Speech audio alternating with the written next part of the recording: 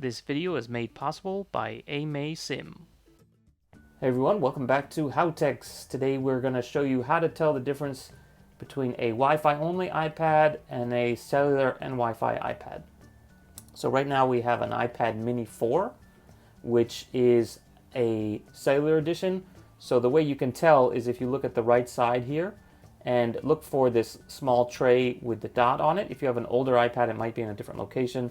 Some of them are on the left side, some of them are on the top, other places on the side. But for this particular one, iPad mini 4, it's on the kind of lower right side.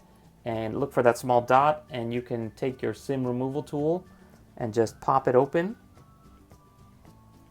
Push it in and then use your fingernail to pull out, and that's your SIM removal tray. So if you don't have one of these, you definitely can't put a data card in it.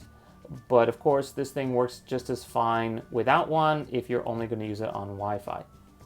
So if you guys have any questions about the cellular function on an iPad, or if it's an iPad with cellular or just with Wi-Fi, do leave a comment below. Check out our other videos here on HowTechs. See you guys next time. Bye. Okay, so one more thing. Let's just try out the pen just for fun. So as soon as you take it out, it seems to know.